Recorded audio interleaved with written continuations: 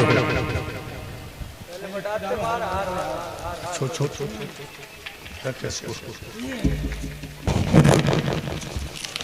भगवान का जयकारा भी नहीं बोलते तुम लोग, बड़े श्रद्धालु बनते हो। तू मेरा शिष्य कहाँ है? तू मेरा शिष्य झूठ बोलता है। तू बोलिए 10,000 रुपए लेके मैंने तुझे भेजा था, दोबारा आया तू? फोन भी किया तूने? फिर कथा लगी फोन करता, शिष्य है मेरा, चल बैठ।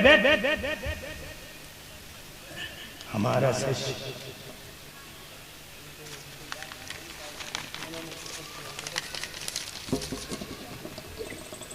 जो अपने गुरु से ही बदतमीजी दे, गुरु से ही छल और कपट करे, उस शिष्य का सत्यानाश होता है। ये सब मतलबी हैं और एक शेर के नाम से हजारों हृदय पल रहे हैं, समझे? इनके अंदर गुरु भक्ति नहीं है, भगवान की भी भक्ति नहीं है, ये सब नोटों के गुलाम हैं। और ऐसे लोग समाज में कलंक। ध्यान रखिए लोगों, जो पुत्र पिता के आदेश को न माने वो पुत्र नहीं है। मरे वो भ्रात जिसको दुष्टता की बात भाती हो, मरे वो शिष्य गुरु के द्रोह का जो पक्षपाती हो, मरे वो नारी जो व्यभिचार में जीवन बिताती हो, मरे वो पुत्र जो पापी कुचाली वंशघाती हो। ध्यान रखिए लोग।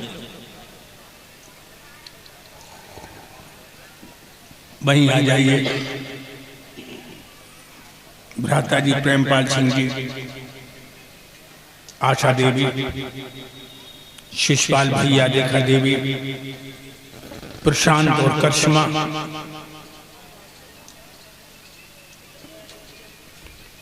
इन्होंने बड़े हर्षोल्लास के साथ आज अंतिम दिन का संकल्प पूर्ण किया है। लोगों, इन पुण्य आत्माओं ने हमारे संत भगवानों का भी बड़ा सम्मान किया। मेरे संत भगवान सब भोजन करके जाते हैं। वास्तव में बड़ी आनंद की कथा रही है। अभी आपने सुना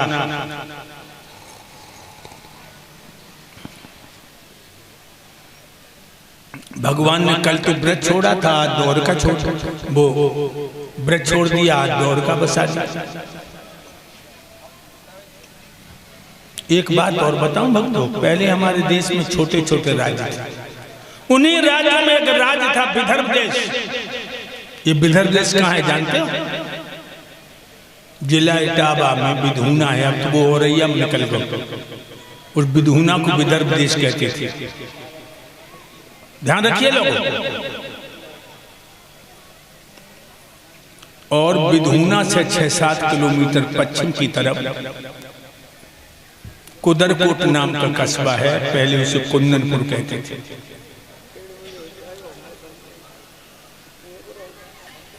याद रखिए भाइयों,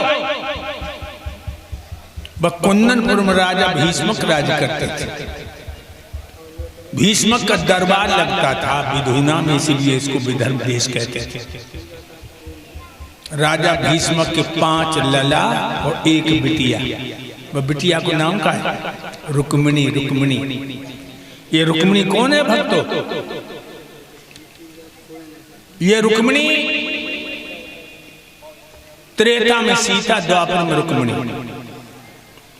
धीरे धीरे रुक्मिणी 11 साल की हो गई, बड़ी सुंदर है। जो बताऊं आपको, जब सखियन के बीच में चलती हैं तो मालूम पड़ता है चारों तरफ तारे, बीच में चंद्रमा।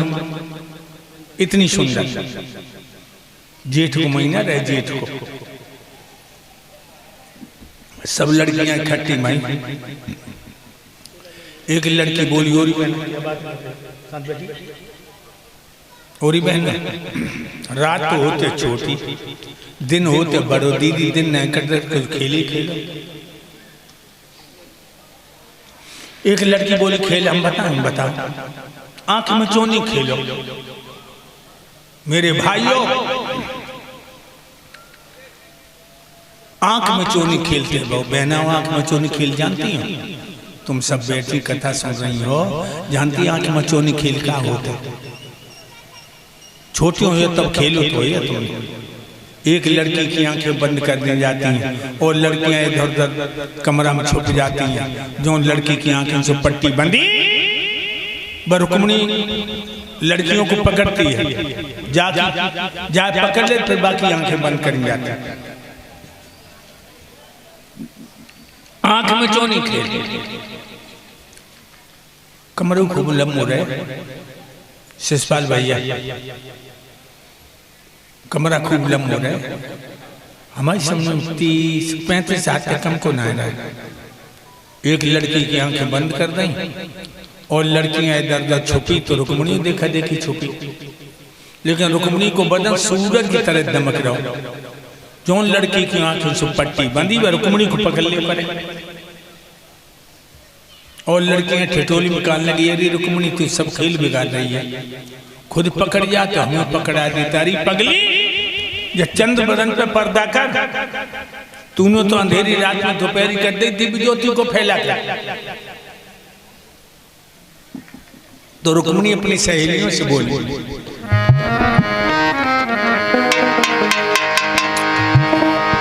ये तो हमने मानी बहना सुंदरता भरपूर है,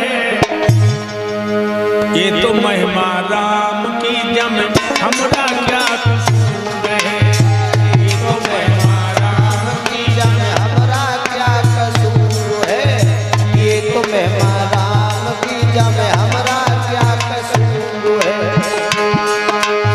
ये तो हमने माना दीदी, ये तो हमने माना दीदी सुंदरता भरपूर है, ये तो महिमा राम की जम हमरा क्या कसूर है, ये तो महिमा राम की जम हमरा क्या कसूर है, ये तो महिमा राम की जम हमरा क्या कसूर है। खेल बंद हो गया,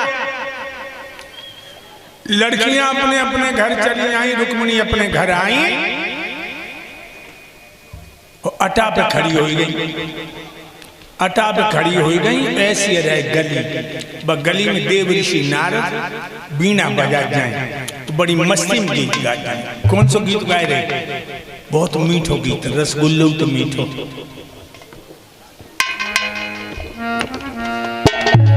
बैठ जाओ, बातें कम करो, आज आखिरी दिन है।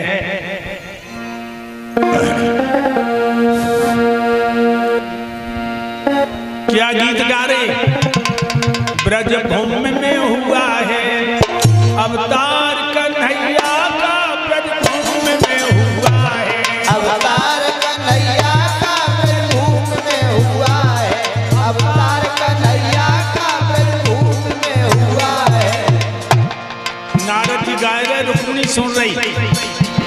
ब्रज भूमि में हुआ है अवतार कन्हैया का, सौभाग्य जिसने पाया, सौभाग्य जिसने पाया, दीदार कन्हैया का, सौभाग्य जिसने पाया, दीदार कन्हैया का, सौभाग्य जिसने पाया, दीदार कन्हैया का, सौभाग्य जिसने पाया। अहिर महिबालो, अहिर महिबालो, मेरी मानो या ना मानो, तन मन से हो गया है आधार कन्हैया का, तन मन से हो गया है। अवतार कन्हैया का, ब्रज भूमि में हुआ है अवतार कन्हैया का, ब्रज भूमि में हुआ है। मेरे भक्तों, जो ये गीत सुनो रुक्मिणी ने इशारा कर, वे बाबा हिया ना, वे बाबा हिया ना। देव ऋषि नारद सीढ़ियां चढ़ गए, कालो कम्बल बिछा दो, बैठा जाओ, कटोरी में दही करके बूरो डाल के चम्मच रख दे, ले बाबा दही खा ले। देव ऋषि ने दही खाया, मुंह पहुंचो, रुक्मिणी रुपट्टा गाल से लगा के बैठ गई है, बोली स्वामी जी। हाँ बेटी,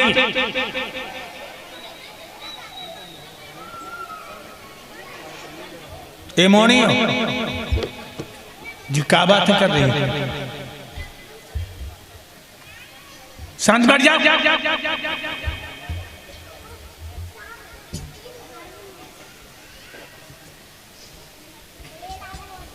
देवर्षि नारद से रुक्मिणी बोली, का गीत गाए गए। देवर्षि बोले, बेटी ब्रज में कन्हैया ने जन्म लिया, और जिन्होंने प्रभु के दर्शन कर ले सारे पाप नष्ट हो गए। रुक्मिणी बोली, एक बात और बताओ। पूछो। अब कन्हैया कहाँ रहते हैं? जवाब दिया, बेटी अब वो ब्रज को छोड़ गया, वो द्वारकाधीश है, द्वारका के राजा है। श्री सुखदेव जी बोले, हे राजा परीक्षित।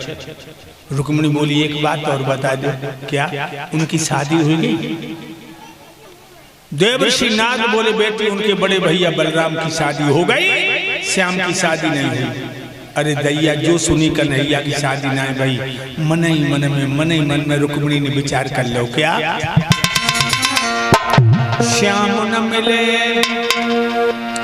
तो मैं जोगिन बने जाऊंगी, नाथ न मिले तो मैं जोगिन बने जाऊंगी, श्याम न मिले तो मैं जोगिन बने जाऊंगी, नाथ न मिले तो मैं जोगिन बन जाऊंगी, जोगिन बन जाऊंगी, सारी उमरिया की जोगिन बने जाऊंगी, श्याम न मिले, सारी उमरिया की जोगिन बने जाऊंगी, नाथ न मिले तो मैं जोगिन बने जाऊंगी, श्याम न मिले तो मैं जोगिन बने जाऊंगी, श्याम न मिले। संकल्प कर लिया रुक्मिणी ने, क्या तो मेरे गले में बहियां पड़ेगी भगवान यदकुल भूषण कन्हैया की, या सारा जीवन कुआरे गुजार दूंगी।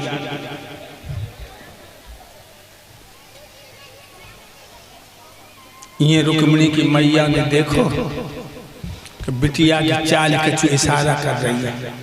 और एक बात और बताएं भक्तों, जो चतुर माताएं होती हैं अपनी लड़की की हर हरकत पर नजर रखती हैं। चतुर फुवरिया ना रख, फुवर को ना पतो बिटिया कहाँ जा रही, का कर रही, का कह रही। जो फुवर औरत होती है, फुवर को पता नहीं। चतुर माँ जो होती है अपनी लड़की की हर हरकत पर नजर रखती है, और रखना भी चाहिए। लोगों रखना भी चाहिए। 10 साल की लड़की को तुम छोटो मत समझियो।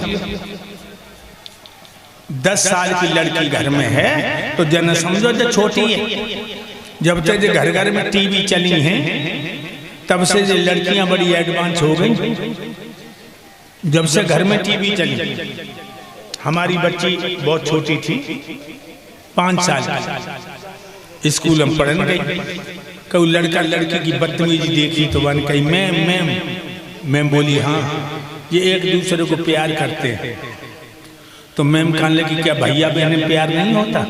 तो मेरी बच्ची क्या बोली, सो प्यार ना, टीवी वालों प्यार। यानी हमारी बच्ची भी ये जानती थी कि टीवी में जो भी दिखाया जाता वो घिनौना है। ध्यान रखिए। तो 10 साल की लड़की को तुम जन्नत समझियो जो छोटी है। ये जब से घर घर में टीवी चली हैं तब से लड़कियां बड़ी एडवांस हो गई। आज अपने पति को बुलाया और कहने लगी, महाराज राज्य के मध्य में इतने अंधे हो गए, तुम्हें इतना होश ना है? घर में जवान लड़की कुआरी है, कोई लड़का देख के शादी कर दे। अम्मा तू का बीच में ठाड़ी है, टेसू की तरह बैठ जा।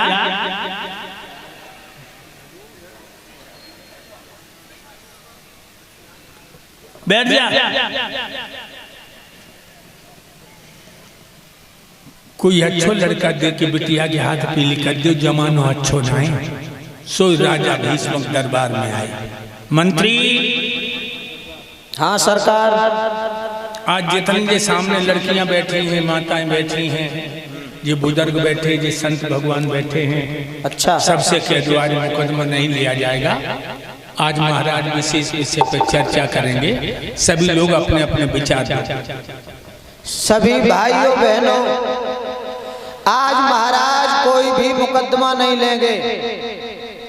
आज विशेष विषय पे खर्चा होगा, अपने अपने आचार दो। तुम नशा कर रहे हो कोई? हम कह रहे अपने अपने विशेष विषय पर चर्चा करेंगे, तुम बता रहे खर्चा करेंगे। हम कह रहे अपने अपने विचार दो, तुम कह रहे अपने अपने आचार दो।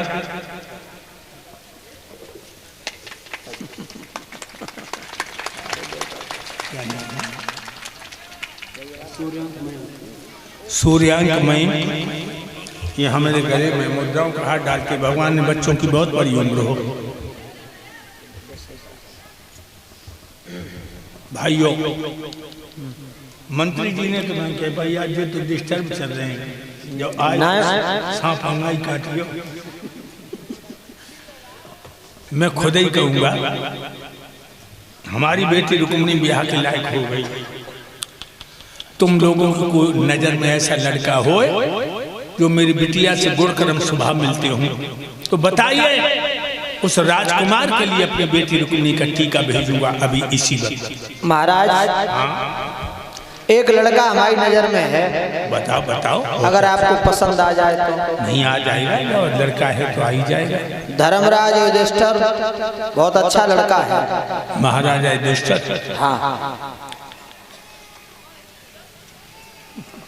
लड़का तो अच्छा बताया तुमने। अच्छा है, कोई दोष ही नहीं, लेकिन एक कमी है लड़का। क्या? उसकी रोजी और रोटी का ठिकाना नहीं। जब दुर्योधन अधिकार नहीं दे रहा,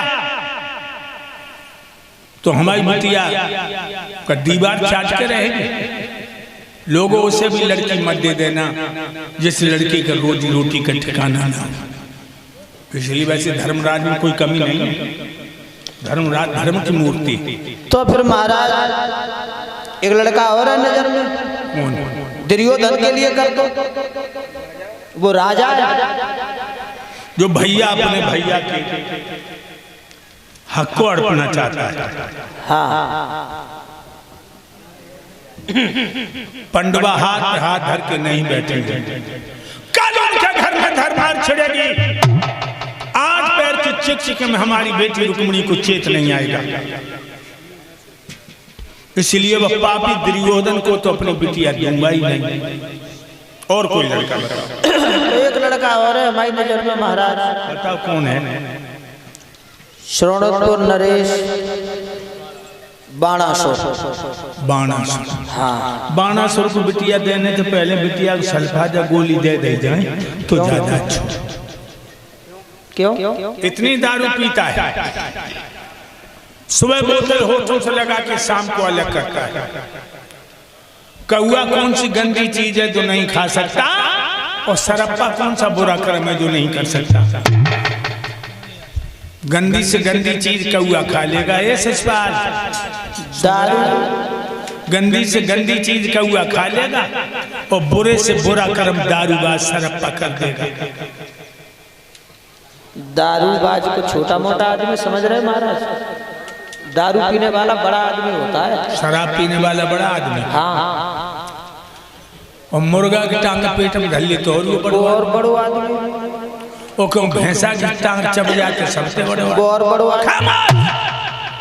दारू पीने वाला बड़ा आदमी। लोग सियाबागढ़ में आज 5वीं साल है, अबे पान नाम के लड़का ने दारू पीकर अपनी मैया की इज्जत लूट ली, अपनी मैया की।